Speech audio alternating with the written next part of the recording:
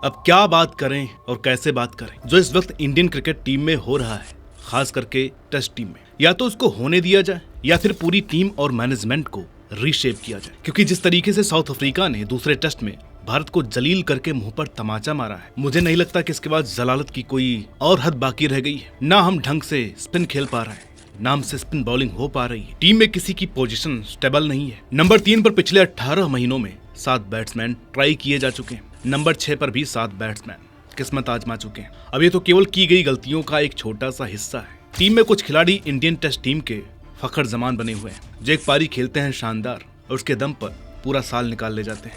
West Indies और बांग्लादेश जैसी spin attack के सामने हमारे एक ओपनर का एवरेज 107 का है और यही एवरेज न्यूजीलैंड और साउथ अफ्रीका के स्पिनर्स के सामने 30 के आसपास गिर जाता है, वो भी अपने होम कंडीशंस पर। तो ऐसे में आप क्या उम्मीद कर सकते हैं कि ये टीम कभी वर्ल्ड चैंपियन बन सकती है? अगर आपको लगता है कि अभी भी वापसी की उम्मीद है तो आप एकदम गलत है, क्योंकि जब आपका इंटेंट, आपकी टेक्निक ही स्पिन पिच पर स्पिन खेलने लायक नहीं तो आप कितना ही कोच बदल लें, कितने ही प्लेयर बदल लें, जीतना तब भी मुश्किल है। इसका मतलब ये नहीं कि गौतम गंभीर जिम्मेदार नहीं है। अब तो ये बात साफ स्पष्ट हो चुकी है कि गौतम गंभीर और रजित अगरकर के दबाव के चलते ही कुछ सीनियर खिलाड़ियों ने रिटायरमेंट ली और कुछ को टीम में आने ही नहीं दिया गया। हार तो चुके हैं, और जो बात साउथ अफ्रीका के कोच ने चौथे दिन के बाद कही थी, वो भारत को जलील करके नाक के बल रगड़ेगा, वो बात सच साबित हुई। नमस्कार, मेरा नाम है अनुराग सूर्यवंशी और आप देख रहे हैं क्रिक माइंड।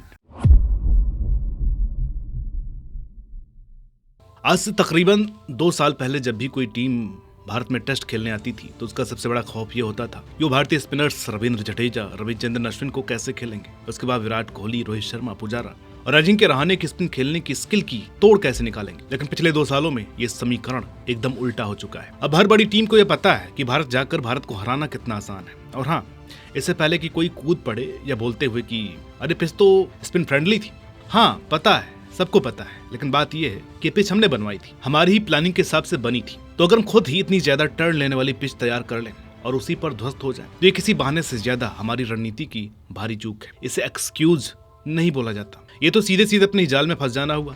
अब जरा आंकड़ों पर नजर डालते हैं। पहले टेस्ट में कोलकाता में हमें सिर्फ 124 रन चेज करने थे। जी हाँ, सिर्फ 124, और हमने क्या किया, 93 पर ढेर। ये टारगेट टेस्ट क्रिकेट में कुछ भी नहीं होता है, एक दिन के काम में भी निकल जाए उतने रन, लेकिन हम 3 दिन के अंदर 93 पर निपट गए। साइमन हार्बर ने 4 विकेट 21 रन पर ले लिए। ये टेस्ट क्रिकेट में कोई अविश्वसनीय स्पेल नहीं होता, पर हमारे सामने ऐसा लग रहा था जैसे हर गेंद मुरलिया शेन वॉर्न की तरह घूम रही। फिर हम पहुंचे गुवाहाटी, वही टीम, वही सोच। साउथ अफ्रीका ने पहले बल्लेबाजी करके 489 ठोक दी। मान लिया 489 बड़ा स्कोर होता है, डराने वाला होता है, पर ऐसा भी नहीं कि उसे पार न किया जा सके।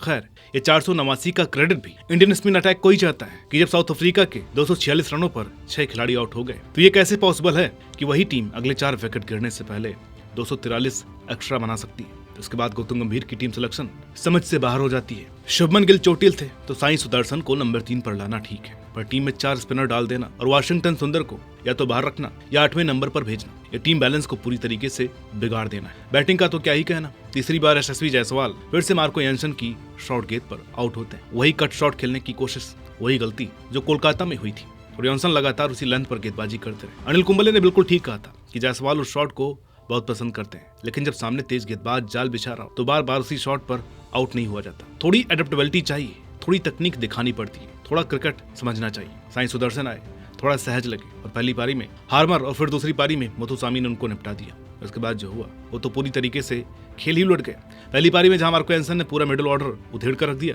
तो दूसरी में एक काम हार्मर ने कर डाला। यानसन के फाइनल आंकड़े थे 6 विकेट 48 रन पर, तो हार्मर के 47 रनों पर 6 विकेट। और सबसे जरूरी बात यह है कि यानसन ने सिर्फ अच्छा स्पेल नहीं डाला, उन्होंने दिमाग से गेंदबाजी की। उन्होंने समझ लिया था कि हमारे बल्लेबाज शॉर्ट गेंद पर सहज नहीं है, बस फिर उन्होंने लगातार वही प्लान लागू किया और हमारे बल्लेबाज एक एक करके उसी में फंसते चले गए। उनके पास स्पष्ट रणनीति थी और हमारे पास उसका कोई जवाब नहीं था। और दूसरी पारी में हार्मर ने केवल एक चैनल से बॉल अंदर बाहर किया, बस बाहर वाली बॉल पर सब निपटे, अंदर वाली पर कुलदीप क्लीन बोल्ड हो गए। भारत के स्पिनर अपनी स्पीड कम नहीं कर पा रहे थे, औसतन 85 से ऊपर की गेंदें डाले जा रहे थे, तभी ना गेंद ड्रिफ्ट हुई न ज्यादा स्पिन। अब आते हैं असली मुद्दे पर जिसे सब देख रहे हैं पर बोलना कोई नहीं चाहता, और हो सकता है ये बातें कुछ लोगों को चुभे, लेकिन भाई जो सच है वो सच है। गौतम गंभीर एक एग्रेसिव इंसान है, ये उनकी फितरत है। उन्होंने खुद भी कई बार खुल करके कहा है कि उन्हें विनिंग क्रिकेट और फियरलेस क्रिकेट पसंद है, और सफेद गेंद वाले फॉर्मेट में मानना पड़ेगा उन्होंने कमाल कर दिया। इंडिया ने चैंपियंस ट्रॉफी जीती, एशिया कप जीता, वहाँ उनकी सोच बिल्कुल फिट बैठती है। लेकिन असली दिक्कत यहाँ शुरू होती है। टेस्ट क्रिकेट T20 नहीं है,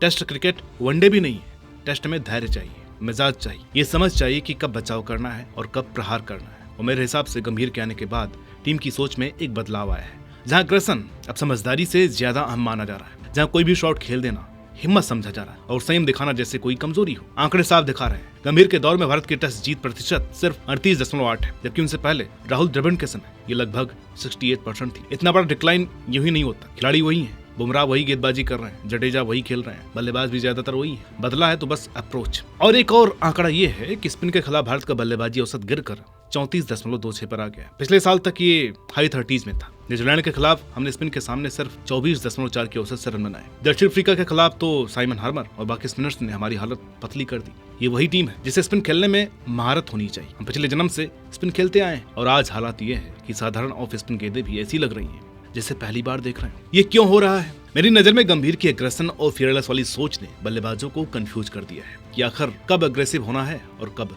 धैर्य दिखाना है। जब सामने साइमन हार्मर जैसा वर्ल्ड क्लास स्पिनर हो और पिच उसकी मदद कर रही हो, तो हल निकालने का तरीका ये नहीं है कि सीधे उसके ऊपर शॉट मारकर निकल जाओ। हल ये है कि मुकाबला करो, डिफेंड करके दिखाओ, पार्टनरशिप बनाओ, उसे थकाओ, मौके आए तो खेलना चाहिए, लेकिन उन्हें जबरदस्ती नहीं खींचना चाहिए। लेकिन हमारे बल्लेबाज उसी समय बाउंड्री मारने जा रहे हैं जब उन्हें अपना मिजाज दिखाना चाहिए। हल्की गेंदों पर शॉट खेल रहे हैं, बॉलिंग के हिसाब से खुद को ढाल नहीं रहे, या कम से कम गंभीर बनाया हुआ टीम कल्चर शायद इस चीज को रोकने की बजाय बढ़ावा दे रहा है। गुवाहाटी टेस्ट के बाद रवि शास्त्री ने एक बहुत अहम बात कही। उन्होंने कहा, पिछले टेस्ट में वाशिंगटन सुंदर को नंबर 3 पर भेजने का कोई मतलब नहीं बनता, या उन्हें नंबर 4 पर भेजना भी उतना ही अजीब है।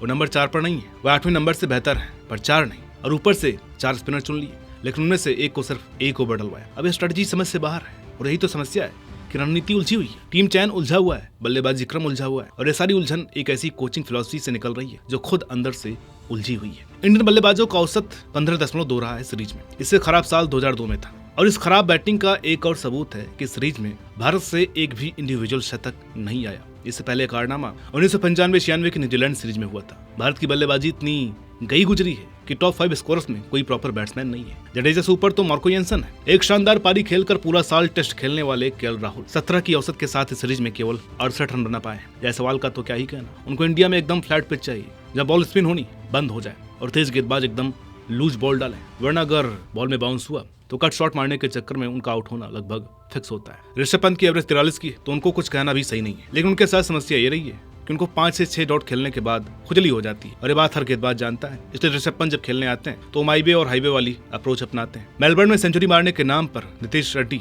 लगातार खेले जा रहे हैं। अब इसमें उनकी तो क्या गलती है? गलती कोचिंग और सिलेक्शन की है। जहां आपको एक प्रॉपर स्पिनर या एक तेज गेंदबाज खिलाना चाहिए, वहां पर आप एक ऑलराउंडर को खिलाते हैं और उसको गेंदबाजी नहीं देते हैं। विराट की कप्तानी में टीम का कॉम्बिनेशन एकदम सही था। 5 स्पेशलिस्ट बैट्समैन, एक स्पेशलिस्ट विकेट कीपर, एक ऑलराउंडर और 4 जेन्युइन गेंदबाज। और ये बोलना कि ये टीम अभी भी ट्रांजिशन फेज में है बहुत बड़ा बहाना है, क्योंकि बिना शमी, बुमराह, विराट, गिल और ऋषभ पंत की गैर मौजूदगी में रोहित शर्मा ने 2024 की शुरुआत में इंग्लैंड को घर में 4-1 से सीरीज हराई थी। अब सवाल ये है कि गंभीर के दौर में असल में बदला क्या है। गंभीर हमेशा कहते हैं कि खिलाड़ियों को गहरे पानी में फेंको, अगर दबाव झेल पाए तो ठीक, वरना इंटरनेशनल क्रिकेट उनके लायक नहीं है। ये एक सोच है, इसे नकारा नहीं जा सकता, लेकिन दबाव में फेंकने और ऐसी स्थिति में धकेल देने में फर्क होता है जहाँ खिलाड़ी बिल्कुल तैयार ही ना हो। जब आप मार्को येंसन जैसे गेंदबाज के खिलाफ खेल रहे हो, पिच उस तेज और उछाल वाले गेंदबाजों की मदद कर रही हो, सामने आपने उसे कभी ठीक से खेला भी ना हो, ऊपर से दिमाग में ये भी बात डाल दी जाए कि मुझे ये टेस्ट जीतना ही है, तो ये दबाव नहीं होता है, ये होती है अफरा तफरी। दबाव तो तब होता है जब आप किसी ऐसे गेंदबाज के सामने हो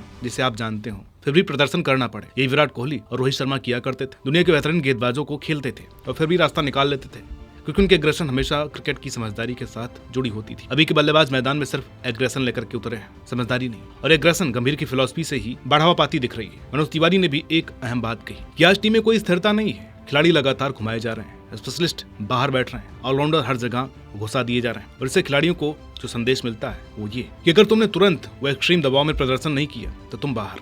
लेकिन टेस्ट क्रिकेट ऐसे नहीं बनता। टेस्ट क्रिकेट करियर गढ़ने की प्रक्रिया है, हार से सीखने की, धीरे धीरे बेहतर करने की। पर गंभीर के दौर में लगता है कि जैसे सोच ये बन गई हो कि अभी जीतो वरना बाहर। जब इस मानसिकता को एग्रेसिव क्रिकेट वाली सोच के साथ जोड़ दिया जाए तो बल्लेबाज मैदान पर हर वक्त खुद को साबित करने की कोशिश में लगे रहते हैं, बाउंड्री ढूंढते रहते हैं, जल्दबाजी वाले फैसले लेते हैं और ये सोच करके गलत शॉट खेल देते हैं कि कोच शायद यही देखना चाहते हैं। इस सीरीज में जो हुआ वो ये था कि दक्षिण अफ्रीका एक साफ रणनीति लेकर के आया। टाइट गेंदबाजी करो, भारत को मेहनत करने पर मजबूर करो, और जैसे ही वो हमला करने की कोशिश करे, सिंपल सी गेंद डालकर उनके सामने दीवार खड़ी कर दो। और हमारे बल्लेबाज इसी जाल में बार बार फंसते रहे। कोई प्लान भी नहीं, कोई बदलाव नहीं, सिर्फ एग्रेशन और गलत शॉट।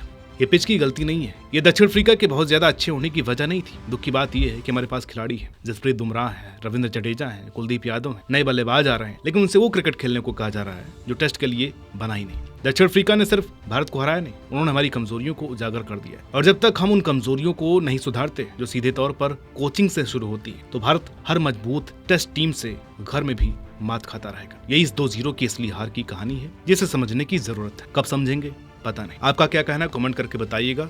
वीडियो अच्छी लगी हो तो लाइक कीजिए, शेयर कीजिए। चैनल पर नए हैं तो प्लीज इसे सब्सक्राइब करना ना भूलें। मिलते हैं आपसे अगली वीडियो में, तब तक के लिए नमस्कार।